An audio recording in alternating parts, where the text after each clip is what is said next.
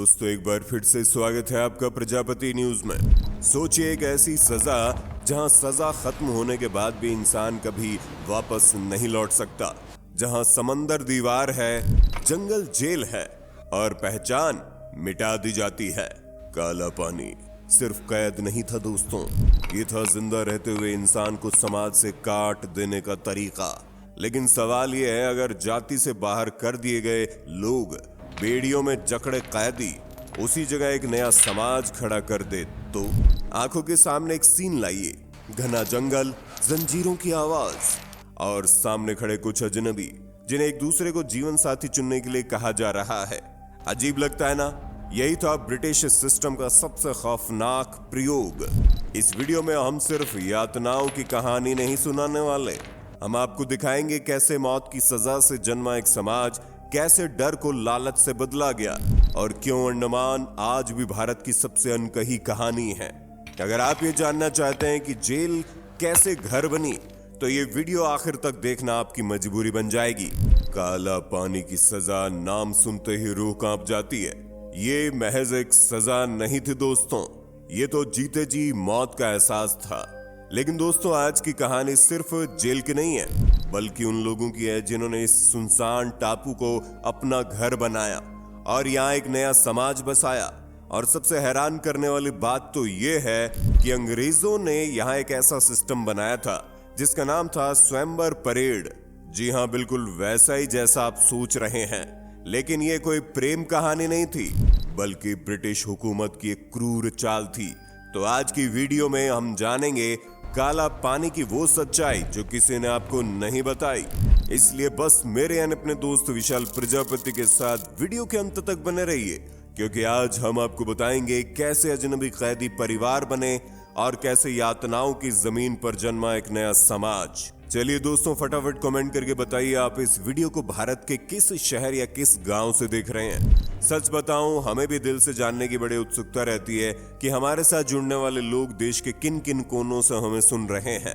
और हाँ दोस्तों, अगर आपने अभी तक चैनल को सब्सक्राइब नहीं किया तो अभी तुरंत कर लीजिए, ताकि ऐसी नॉलेज से भरी हैरान कर देने वाली वीडियो आपको सबसे पहले मिलती रहे। वीडियो पसंद आ रही हो तो एक लाइक जरूर कर देना, क्योंकि आपका एक लाइक ही हमें और बेहतर और दमदार वीडियो बनाने की मोटिवेशन देता है। तो चलिए दोस्तों बिना समय गंवाए अब वीडियो में आगे बढ़ते हैं। दोस्तों सन 1857 की क्रांति के बाद अंग्रेजों को समझ आ गया था कि भारतीय बागियों को सबक सिखाने के लिए कुछ खास करना होगा।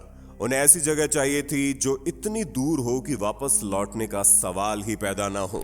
इसलिए उन्होंने चुना अंडमान के टापुओं को। या उन्होंने बनाई पीनल कॉलोनी, यानी ऐसी जगह जहां कैदियों को भेजकर उनसे जबरदस्ती मजदूरी करवाई जाती थी और साथ ही उन्हें समाज से हमेशा के लिए काट दिया जाता था। दोस्तों मार्च 1858 में पहला जत्था कोलकाता से रवाना हुआ। ये वो लोग थे जिन्होंने अंग्रेजों के खिलाफ आवाज उठाई थी, जो सिपाही थे, जो क्रांतिकारी थे और जिन्हें अब काला पानी की सजा सुनाई गई थी। स्टीमर पर बैठकर जब ये लोग अंडमान पहुंचे तो उनके सामने था घना जंगल, जहरीले सांप, बीमारियां और एक ऐसा समंदर जिसे पार करके भागना नामुमकिन था। यहां उन्हें कच्चे बैरकों में रखा गया और फिर शुरू हुआ वो सिलसिला जो इतिहास के सबसे काले अध्यायों में से एक बन गया। दोस्तों इन कैदियों से जंगल साफ करवाए गए, सड़कें बनवाई गई, इमारतें खड़ी करवाई गई। बेहद क्रूर परिस्थितियों में काम करते हुए सैकड़ों लोगों की मौत हो गई, लेकिन अंग्रेजों को इससे कोई फर्क नहीं पड़ता था। उनका मकसद था बागियों का हौसला तोड़ना और अंडमान को अपनी कॉलोनी बनाना। रॉस आइलैंड, चाथम और वाइपर आइलैंड जैसी जगहें अपनी क्रूरता के लिए बदनाम हो गई। यहाँ फांसी देना, कूड़े मारना और अमानवीय यातनाएं देना आम बात थी। दोस्तों सन 1896 में शुरू हुआ सेलुलर जेल का निर्माण। और ये जेल किसने बनाई? जी हाँ दोस्तों, खुद उन्हीं कैदियों ने जिन्हें यहाँ रखा जाना था। सोचिए जरा, अपनी ही कैद की दीवारें खुद बनाना कितना दर्दनाक रहा होगा। सन 1906 तक ये जेल पूरी तरह तैयार हो गई और ये बन गई ब्रिटिश साम्राज्य की सबसे खौफनाक जेल। दोस्तों सेलुलर जेल की बनावट इतनी खास थी कि इसे देखकर रूह कांप जाती थी। एक बीच में एक वॉच टावर और उससे जुड़ी 7 विंग्स, बिल्कुल साइकिल के पहिए की तीलियों की तरह। हर विंग में छोटी छोटी कोठरियां थी। कुल मिलाकर 696 सॉलिटरी सेल्स यानी एकांत कोठरियां। यहाँ का डिजाइन ऐसा था कि गार्ड बीच के टावर से सभी विंग्स पर नजर रख सकते थे, लेकिन कैदी एक दूसरे को देख नहीं सकते थे। यहाँ तक कि आमने सामने की कोठरियों में बंद लोग भी एक दूसरे की झलक नहीं पा सकते थे। इस डिजाइन को पैनोप्टिकन कहा जाता था, जो ग्रीक शब्द है। इसका मतलब होता है ऐसी जगह जहां कैदी हर वक्त महसूस करे कि उस पर नजर रखी जा रही है, लेकिन वो खुद किसी को नहीं देख सकता था। ये एक साइकोलॉजिकल टॉर्चर था दोस्तों, जो शरीर से ज्यादा दिमाग को तोड़ देता था।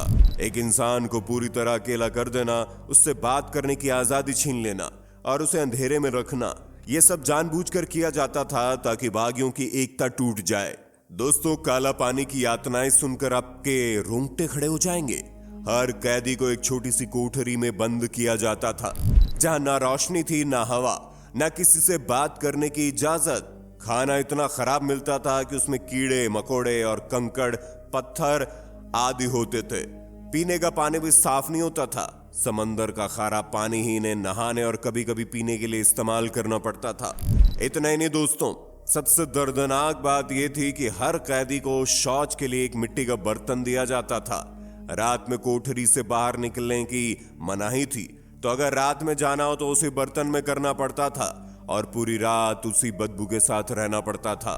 सुबह जब कोठरी खुलती तो उसे फेंकने जाते समय गार्ड मारते थे कि ऐसा किया क्यों, जबकि रात में बाहर जाने का नियम ही नहीं था। दोस्तों, कैदियों को बेड़ियों में जकड़ कर रखा जाता था। उनसे देह तोड़ मजदूरी करवाई जाती थी। कोलू चलाना, नारियल की रस्सी बनाना, जंगल काटकर पत्थर तोड़ना, ये सब काम इतनी गर्मी और उमस में करवाए जाते थे कि लोग बीमार पड़ जाते थे। कई तो पागल हो जाते थे और कई ने तो आत्महत्या तक कर ली। 1957 की क्रांति के बाद जितने भी स्वतंत्रता सेनानियों को पकड़ा गया, उनमें से हजारों को यहीं भेजा गया। वीर सावरकर, बटुकेश्वर दत्त, योगेंद्र शुक्ल और न जाने कितने क्रांतिकारी यहाँ कैद थे। उनकी कुर्बानी और उनकी यातनाओं की कहानी तो इतिहास में दर्ज है। दोस्तों, अंग्रेजों को एक समस्या थी, कैदियों को काबू में रखना मुश्किल हो रहा था। बाकी तो बागी, उनका हौसला तोड़ना आसान नहीं था। इसलिए अंग्रेजों ने एक नई योजना बनाई। उन्होंने सोचा अगर कैदियों को परिवार दे दिया जाए तो वो यहीं बस जाएंगे और बगावत करने की जगह अपने परिवार की फिक्र में लग जाएंगे।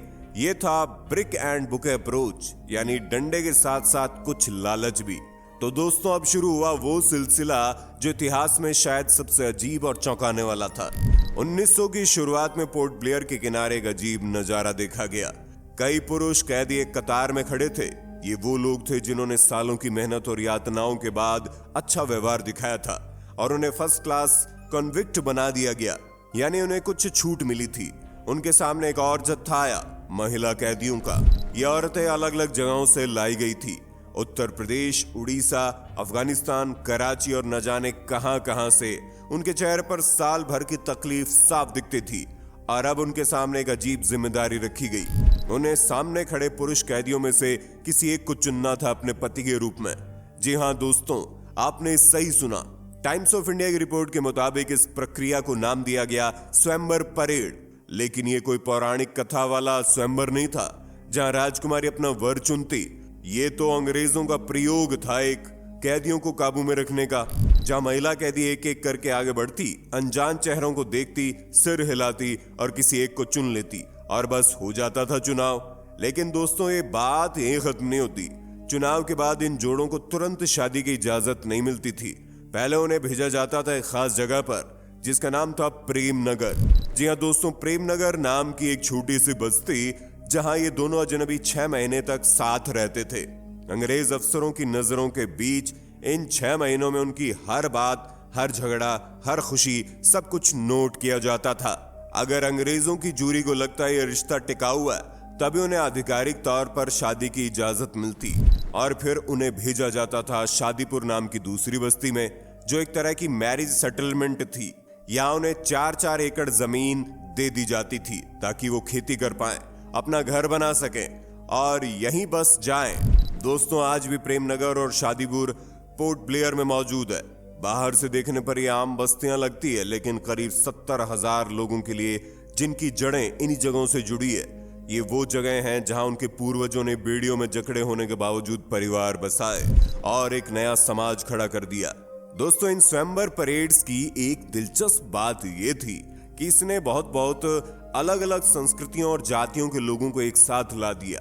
भारत में उस समय जाति व्यवस्था बेहद कठोर थी, लेकिन अंडमान में अंग्रेजों ने सबकी जाति की पहचान मिटा दी। उन्हें नए नाम दिए गए, जैसे रामलाल, और ऐसे ही साधारण नाम, ताकि कोई अपनी जाति के आधार पर गुट न बना पाए। एक कहानी है मिर्जापुर उत्तर प्रदेश के बागी अयोध्या सिंह और उड़ीसा की महिला कैदी ललिता प्रधान की। अयोध्या सिंह को 1857 के विद्रोह में अंग्रेज अफसरों की हत्या में शामिल होने के आरोप में अंडमान भेजा गया था। स्वयंवर परेड में उनकी और ललिता की शादी हुई और दोनों को जमीन दी गई। कुछ समय बाद अयोध्या सिंह ने अपने गांव समीरपुर बांदा जिले में वापस जाने की कोशिश की, लेकिन वहां उन्हें ठुकरा दिया गया क्योंकि उन्होंने अपनी जाति से बाहर शादी की थी। उन्हें अछूत मान लिया गया। उनकी जमीन पहले ही छीन ली गई थी और रिश्तेदारों को डर था कि वो विरासत पर दावा ना कर दें। निराश होकर अयोध्या सिंह और ललिता वापस अंडमान लौट आए और यही हमेशा के लिए बस गए।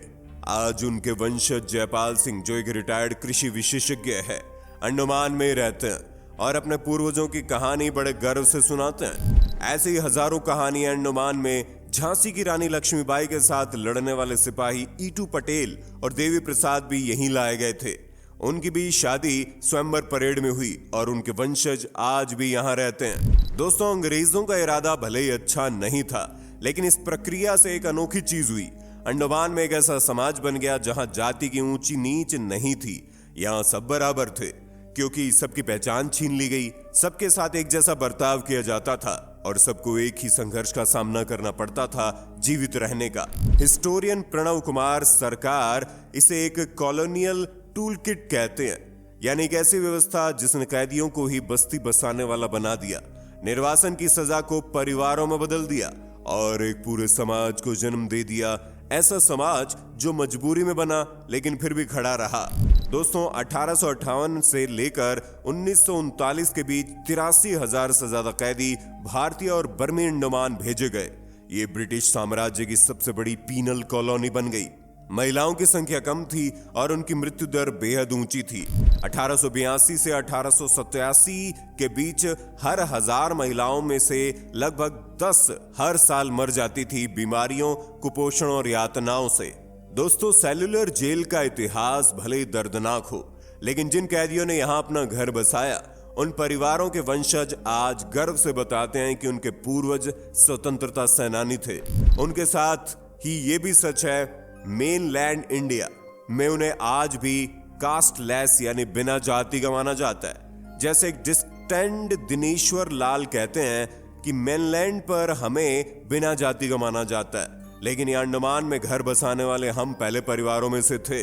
दोस्तों, ये कहानी हमें बताती है कि इतिहास सिर्फ राजाओं और युद्धों का नहीं होता, बल्कि उन आम लोगों का भी होता है जो परिस्थितियों के शिकार बने, लेकिन फिर भी जीवन को आगे बढ़ाया।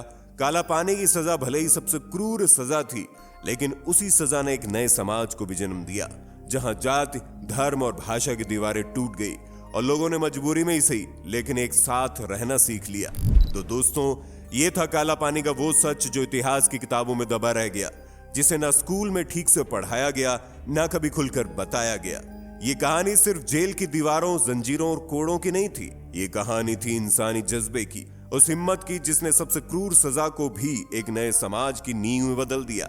जिन लोगों को अंग्रेजों ने समाज से काटने के लिए भेजा था, उन्हीं लोगों ने अंडमान की जमीन पर परिवार बसाए, खेत जोते, घर बनाए और आने वाली पीढ़ियों को पहचान दी।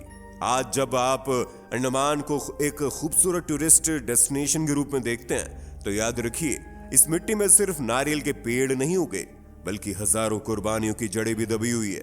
ये वीडियो बनाने का मकसद किसी को डराना नहीं था, बल्कि आपको वो दिखाना था जो इतिहास ने आपसे छुपा लिया, ताकि अगली बार जब आप काला पानी शब्द सुने तो सिर्फ डर नहीं, बल्कि उन लोगों का साहस भी याद कर लें जिन्होंने अंधेरे में जिंदगी चुन ली। अब आपकी बारी है दोस्तों, इस पूरी कहानी पर आप क्या महसूस करते हैं? नीचे कमेंट में जरूर बताइए। क्या आप पहले इस पहलू से वाकिफ थे या ये आपके लिए उतना ही चौंकाने वाला था? अगर आपको ऐसी अनकही, असली और झकझोर देने वाली कहानियां पसंद है तो चैनल को सब्सक्राइब करना मत भूलना और वीडियो को लाइक जरूर करना, क्योंकि आपका एक लाइक हमें अगली दमदार कहानी लाने की ताकत देगा। और हाँ, हम फिर मिलेंगे नई वीडियो में, तब तक के लिए जय हिंद, जय भारत। दोस्तों, आपकी स्क्रीन पे 2 और वीडियोस दिख रही हैं, जिसे देखने के लिए आप इस स्क्रीन पर क्लिक करें। दोनों देखिएगा, बहुत अच्छी वीडियो बनी है।